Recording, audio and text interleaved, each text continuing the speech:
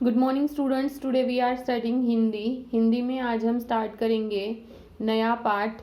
यह तस्वीर किसकी है। यह तस्वीर किसकी है, यह पाठ हमें पढ़ना है। इस पाठ में बताया है बालमन अवस्था का वर्णन किया है, बच्चों की समस्या के बारे में बताया है, सहानुभूति के बारे में बताया है, अपने मनोनुकूल कार्य को करने में आनंद व सही सोच किस तरीके से है वह यहाँ पर बताया है। एक लड़की थी, नाम था उसका नीना। यहाँ पर क्या बताया है कि एक लड़की थी, उसका नाम था नीना। वह स्कूल पढ़ने जाती थी। कुछ विषयों में वो बहुत अच्छी थी, कुछ में साधारण, लेकिन गणित में वह कमज़ोर थी। तो यहाँ पर क्या बताया है कि एक लड़की थी जिसका नाम था नीना। वह स्कूल जाती थी, कुछ विषयों में वो अच्छी थी और कुछ विषयों में वो कमज़ोर थी। हमेशा उसकी रिपोर्ट खराब रहती थी। एक दिन जब वह स्कूल से लौटी तो बहुत उदास थी। उसके पिताजी ने उसे देखा और एकदम कहा, क्या बात है, क्या आज भी गणित में खराब अंक मिले हैं। एक दिन क्या हुआ, वह जब स्कूल से लौटी तो वह उदास थी। तो उसके पिताजी ने पूछा कि क्या आज भी गणित में कम अंक मिले हैं। नीना ने डरते डरते उत्तर दिया, जी हाँ पिताजी। तो उसने कहा जी हाँ, और वह डांट खाने को तैयार हो गई। हमेशा ऐसा ही होता था, उसे खराब अंक मिलते और उसके पिताजी उसे डांटते थे। जब कभी भी वे उसे हिसाब समझाने के लिए बैठते तब वह बस उसकी मुसीबत ही आ जाती थी। उसे पिताजी की बहुत डांट खानी पड़ती। जो कुछ भी थोड़ा बहुत उसकी समझ में आता था वह भी भूल जाती थी। तो क्या होता था, उसे गणित बिल्कुल समझ में नहीं आता था। गणित में वह बहुत कमज़ोर थी। तो उसके पिताजी उसे क्या करते थे, डांटते थे। हिसाब समझाने जाते थे उसके पिताजी उसे कुछ भी समझ में नहीं आता था और वो उसे जो समझ में आता था वो भी भूल जाती थी उसके पिताजी के डांटने पर। उस दिन भी यही हुआ। डांट डपट के बाद पिताजी ने कहा, अच्छा एक सवाल देता हूँ, अगर तुमने उसका ठीक जवाब दे दिया तो ठीक है, नहीं दिया तो कड़ी सज़ा मिलेगी।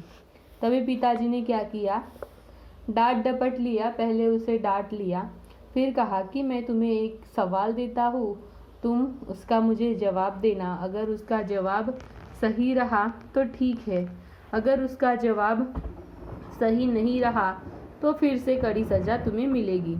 ठीक है, इस तरीके से उन्होंने कहा। सवाल था, एक आदमी के पास 5 घोड़े और 10 गधे हैं। सवाल क्या था, एक आदमी के पास 5 घोड़े और 10 गधे हैं, उन सब की कीमत 1500 रुपये है। अब बताओ एक घोड़े और एक गधे की कीमत क्या होगी, जबकि घोड़ों की कीमत सभी गधों के बराबर है। तो उन्होंने क्या सवाल पूछा, देखो सवाल था, एक आदमी के पास 5 घोड़े और 10 गधे हैं। एक आदमी के पास कितने घोड़े हैं, 5 घोड़े और 10 गधे, उन सब की कीमत 1500 रुपये है। बताओ एक घोड़े और एक गधे की कीमत क्या होगी। तो उन्होंने पूछा एक गधे और एक घोड़े की कीमत, जबकि सभी घोड़ों और गधों की कीमत बराबर है। यह सवाल बहुत आसान है। कुल कीमत को 2 से भाग कर दो। एक भाग हुआ 750 रुपये घोड़े की कीमत, दूसरा भाग भी हुआ 750 रुपये गधों की कीमत। घोड़े है 5 से 750 को भाग दो, आए 150, यानी घोड़े की कीमत 150 रुपये। गधे है 10 से 750 को भाग दो, एक 75 रुपये, यानी एक गधे की कीमत हुई 75 रुपये। तो यहाँ पर देखो, ये आपको पढ़ना है किस तरीके से उन्होंने ये गणित को बताया है। सवाल था तो सवाल बहुत ही आसान था। ठीक है, तो कुल कीमत जो थी, कुल कीमत कितनी थी, 1500 रुपये। कुल कीमत को कितने से भागा उन्होंने? 2 से भाग दो। एक भाग हुआ उसका 750 रुपये, ठीक है, और दूसरा भाग भी उसका हुआ 750 रुपये। तो घोड़ों वाला भाग कितने का हुआ? 750 का, और गधे वाला भाग भी कितने का हुआ? 750 का। गधों की कीमत, अब घोड़े कितने थे? 5, और गधे कितने थे? 10। तो घोड़े के लिए 5 से 750 को भाग दो, आए 150, यानी घोड़े की कीमत कितनी थी? 150 रुपये। गधे है 10, 10 से 750 को भागना है तो आए कितने? आए 75, ठीक है। तो एक गधे की कीमत थी 75। पर नीना की समझ में यह सवाल नहीं आया। बहुत देर तक सिर झुकाए वह हल करती रही, पर सही हल नहीं निकला। सोचने लगी, मेरी समझ में कुछ नहीं आता, मैं क्या करूं? अच्छा, थोड़ी देर आराम करती हूँ, और हाँ, क्यों न थोड़ी देर चित्र ही बनाया जाए। यह सवाल बहुत ही कैसे था, आसान था, लेकिन नीना को वो बिल्कुल ही समझ में नहीं आ रहा था। वह कर रही थी लेकिन उसे जम नहीं रहा था। फिर उसने सोचा कि वो थोड़ी देर आराम कर ले और कुछ चित्र बना ले। नीना को चित्र बनाने का बड़ा शौक था। अब उसे गणित तो बिल्कुल समझ में नहीं आता था, लेकिन उसे चित्र बनाना बहुत अच्छी तरीके से आता था। उसका वह शौक था, मतलब उसे अच्छा लगता था। स्कूल की चित्रांकन परीक्षा, चित्रांकन परीक्षा मतलब क्या है? चित्र निकालने की परीक्षा में अंक भी उसे बहुत अच्छे मिलते थे। बस उसने गणित की ही कॉपी उठाकर अलग रख दी और एक कागज़ पर पेंसिल से रेखाएं बनाने लगी। अब उसने क्या किया, उससे जो गणित पूछा था वह कॉपी अलग रख दी और उसने एक कॉपी पर रेखाएं बनाना चालू किया। पहले उसने एक बहुत सुंदर सी चिड़िया बनाई, फिर कुछ फूल बनाए, उसके बाद उसने एक आदमी की तस्वीर बनाई। उसे देखकर वह स्वयं जोर से हंस पड़ी। पहले उसने क्या बनाया? पहले उसने चिड़िया का चित्र बनाया, फिर उसने फूल बनाए, फिर उसने एक आदमी का चित्र बनाया और उसे ही देख के खुद ही हंस पड़ी। उसकी वह हंसी उसकी माँ ने सुनी। नीना की हंसी सुनकर वह चौंक पड़ी। चौंक पड़ी मतलब क्या है? वह देखती रही। जल्दी जल्दी उसके पास आई। उन्हें आते देखकर नीना ने झटपट वह कागज़ छिपा दिया जिस पर उसने चित्र बनाए थे। अब उसकी माँ को उसकी हंसी की आवाज़ सुनाई पड़ी तो उसकी माँ उसके पास आई और उसके पास आकर देखा तो नीना ने क्या किया, वह चित्र जो बना रही थी उसने वह छिपा लिया। माँ ने पूछा, सवाल हल कर लिया? नीना ने उत्तर दिया, मेरी समझ में नहीं आता। माँ आखिर माँ थी। वे नीना को बहुत प्यार करती थी। वे भी चाहती थी कि नीना गणित में होशियार हो जाए। आखिर वह गणित नहीं जानेगी तो आगे की पढ़ाई कैसे होगी। वे नीना के पास बैठ गई और उसे बताने लगी कि वह सवाल कैसे हल करना चाहिए। तो माँ को तो नीना की बहुत चिंता थी कि अगर उसे गणित नहीं आएगा तो वो आगे की पढ़ाई किस तरीके से करेगी। इसलिए वह नीना के पास बैठ गई और उसे बताने लगी। वे बोलती गई और उसे बताने लगी कि वह सवाल कैसे हल करना चाहिए। वे बोलती गई और नीना लिखती गई। अंत में माँ ने कहा, बेटी अच्छी तरह से समझ लो, मैं तुम्हारे सवाल कब तक हल करती रहूँगी। तुम स्वयं अपना काम करना चाहिए। अच्छा, वह कागज़ तो दिखाओ जो तुमने छिपा दिया। अब माँ को समझ में आ गया था कि नीना ने कुछ तो भी माँ से क्या किया है, छिपाया है। उन्होंने उसका सवाल हल कर दिया और उसे कहा कि कब तक मैं तुम्हारे सवाल हल करूँगी, तुम्हें भी अपने सवाल हल करने चाहिए और तुमने जो कागज़ छुपाया वो मुझे दिखाओ। नीना एकदम घबरा गई मतलब वह सोच में पड़ गई। उसने उस कागज़ को और भी छिपाने की कोशिश की, लेकिन वह माँ की नज़र से नहीं बच सका। तो उसने क्या किया, उस कागज को जिस पर वो चित्र बना रही थी, जिस पर उसने चित्र बनाया था, उसे छिपाने की और कोशिश की और प्रयास किया, लेकिन वह नहीं बचा। उन्होंने उस कागज को देखा, धीरे धीरे उनके चेहरे पर मुस्कुराहट फैलती गई। तो उन्होंने भी उस कागज को जैसे ही देखा, उनके चेहरे पर भी हंसी आई। बोली, ये तुमने बनाए हैं? तुम तो अच्छे चित्र बना लेती हो। और यह बड़ी बड़ी आंखों वाला आदमी कौन है? क्या ये तेरे पिताजी है? तब माँ क्या कहती है इसे, वो चित्र देखकर, कि तुम तो बहुत अच्छी चित्र बना लेती हो। और यह बड़ी बड़ी आंखों वाला आदमी कौन है? तुम्हारे पिताजी है। नीना ने शर्म से सिर झुका लिया। माँ फिर मुस्कुराई, बोली, इसमें शर्माने की क्या बात है? फिर माँ ने उसे बोला कि तुमने तो इतना अच्छा चित्र निकाला है, इसमें शर्माने की क्या बात है? तुम्हें शौक है तो तुम चित्र बना सकती हो, लेकिन तुम्हें गणित के सवाल समझने में कोशिश करनी चाहिए। तो उसकी माँ ने कहा कि तुम्हें अगर चित्र निकालने का शौक है तो तुम चित्र निकाल सकती हो, लेकिन तुम्हें उसके साथ साथ गणित में भी कोशिश करनी चाहिए। नीना खुश हो गई। नीना चुपचाप चित्र बनाती रही और सवाल भी हल करती रही, लेकिन सवाल थे कि उसकी समझ में कम ही आते थे। हाँ, चित्रों की भाषा वह बहुत अच्छी तरह समझ लेती थी। वह क्या करती थी, नीना अब दोनों काम करने लगी थी। चित्र भी बना रही थी और सवाल भी कर रही थी, लेकिन सवाल उसके बिल्कुल समझ में ही नहीं आ रहे थे और चित्र उसे बहुत जल्दी समझ में आ जाते थे। जब वह कागज पर पेंसिल से रेखाएं खींचने लगती, तब सब बातें भूल जाती और उन रेखाओं में तरह तरह की तस्वीरें चमक उठती।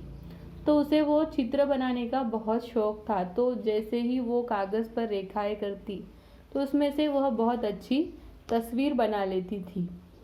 वह उन्हें किसी को दिखाती नहीं थी, बस उसकी माँ ही इस बात को जानती थी। लेकिन नीना इतना सुंदर चित्र निकालती है, यह बात किसी को भी पता नहीं थी उसके माँ के सिवा। एक दिन माँ ने बड़े प्यार से नीना से कहा, नीना बेटी, 1 सप्ताह बाद चित्र बनाने की प्रतियोगिता होगी। तुम उस प्रतियोगिता में क्यों भाग नहीं लेती? तब उसकी माँ ने क्या कहा कि नीना, चित्र की क्या होने वाली है? प्रतियोगिता होने वाली है। प्रतियोगिता मतलब स्पर्धा होने वाली है, कंपटीशन होने वाली है, तो तुम उसमें क्यों न भाग लेती? नीना यह सुनकर बहुत खुश हुई, लेकिन वह डर भी रही थी। उसने कहा, पिताजी नहीं जाने देंगे माँ। वह यह सुनकर बहुत खुश हो गई कि चित्र निकालने की प्रतियोगिता है, लेकिन वह डर भी गई कि उसके पिताजी उसे डांटेंगे।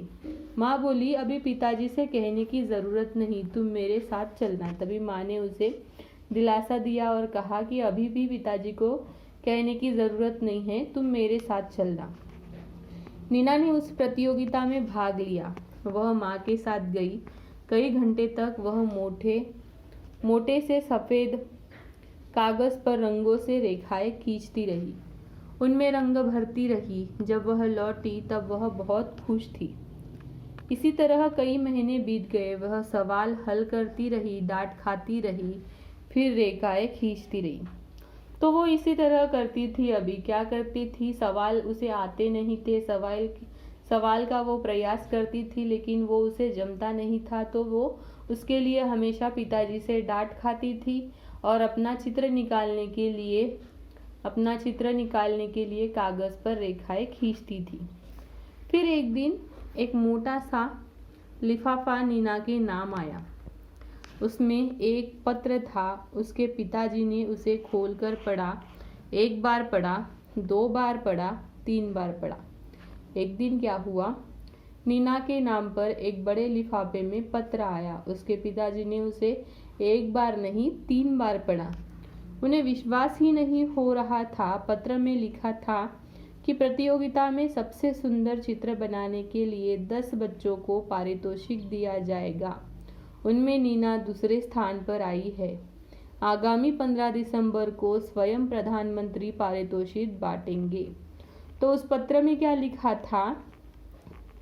पत्र में क्या लिखा था कि सुंदर चित्र बनाने के लिए 10 बच्चों को पारितोषिक दिया है, मतलब पुरस्कार दिया जाएगा। उसमें नीना का कितवा स्थान था? दूसरा स्थान था। और 15 दिसंबर को स्वयं प्रधानमंत्री उनको क्या देने वाले थे? पारितोषिक बांटने वाले थे। उस दिन नीना को अपने माता पिता सहित ठीक समय पर पहुंच जाना चाहिए। इस तरीके का पत्र नीना के घर में आया। नीना के पिताजी ने एक बार फिर बहुत अच्छी तरह उस पत्र को पढ़ा। नीना के पिताजी को विश्वास नहीं हो रहा था कि ये उनके बेटी के लिए ही पत्र है, इसलिए उन्होंने एक बार फिर से उसे पढ़ा। उनकी आंखों में आंसू तैर आए। उन्होंने नीना को बुलाकर उसे छाती से लगा लिया, उसकी पीठे ठोकी और मन ही मन उससे माफ़ी मांग ली। फिर चिल्लाकर उसकी माँ से कहा, अरे सुनती हो, कहाँ हो तुम? यहाँ आकर देखो, हमारी नीना चित्रकार बन गई है। तभी वह बहुत खुश हो गए और खुश होकर नीना को गले से लगाया और नीना की माँ को बुलाकर कहा कि हमारी बेटी चित्रकार हो गई है। माँ दौड़ी दौड़ी आई और हंसती हुई बोली, मुझे सब मालूम है, वह तो कभी की चित्रकार बन चुकी है। जरा देखो तो यह किसकी तस्वीर है। तब माँ को सब पता था, क्योंकि माँ ने ही उसे प्रतियोगिता में भाग लेने के लिए कहा था। माँ को पता था कि नीना बहुत अच्छा चित्र निकालता है। तब उन्होंने पिताजी को भी बताया और वह एक तस्वीर उनको दिखाई और उन्होंने वह कागज़ जो पहले दिन नीना की मेज़ से उठाया था, नीना के पिताजी के हाथ में दे दिया। जो पहले दिन उसने वो चित्र निकाला था और उस पर जो हंस पड़ी थी, माँ भी हंसी थी, वह चित्र अब उसने नीना के पिताजी को दिखाया। नीना के पिताजी ने उसे देखा। यह तो एक आदमी की तस्वीर है, क्या इसकी शक्ल मुझसे नहीं मिलती? उसने कहा, यह तो एक आदमी की तस्वीर है, इसकी शक्ल मुझसे नहीं मिलती। वे सब कुछ समझ गए, लेकिन उन्हें गुस्सा नहीं आया। वे मुस्कुरा कर बोले, क्या प्रतियोगिता में भी तुमने मेरा ही चित्र बनाया है? तो वह चित्र किसका था? उसके पिताजी का ही था। वह मुस्कुराकर बोले कि प्रतियोगिता में भी क्या तुमने मेरा ही चित्र बनाया है? नीना ने शर्माते हुए जवाब दिया, आपका भी, माँ का भी, अपना भी। उसने कहा, आपका भी चित्र निकाला, माँ का भी चित्र निकाला और मेरा भी चित्र निकाला। उन्होंने एकदम कहा, तब मैं तुम्हारे साथ नहीं जाऊंगा। लेकिन वे गए और बड़े गर्व के साथ गए। आज भी उनके कमरे में वह चित्र टंगा हुआ है जिसमें प्रधानमंत्री नीना को पुरस्कार देकर उसकी पीठ थपथपा रहे हैं, मतलब उसे शाबाशी दे रहे हैं और सब लोग तालियां बजा रहे हैं, पिताजी भी, माँ भी। और सबसे अच्छी बात यह हुई कि अब गणित के सवाल भी नीना की समझ में आने लगे। तो क्या हुआ कि प्रधानमंत्री ने उसे उसके चित्रकारी पर पुरस्कार दिया और वह तस्वीर आज भी उनके घर में टंगी हुई है और वह उसके माताजी और पिताजी उस पर बहुत गर्व महसूस कर रहे थे। और अभी इसकी सबसे अच्छी बात यह थी कि अब नीना को गणित के सवाल भी आने लगे थे। तो स्टूडेंट्स, हमने यहाँ पर देखा यह पाठ में, यह तस्वीर किसकी है यह पाठ में, कि एक नीना नामक लड़की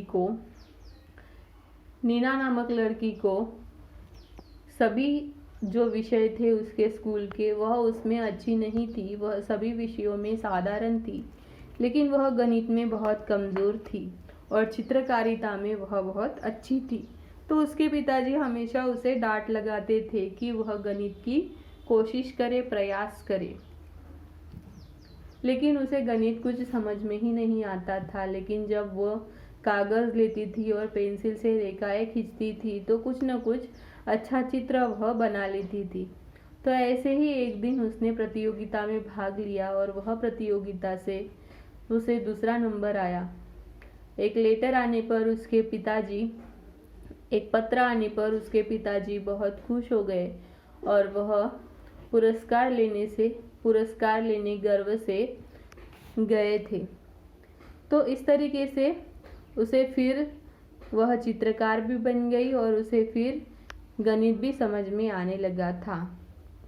ठीक है स्टूडेंट्स, तो यह पाठ किसने लिखा है? विष्णु प्रभाकर जी ने।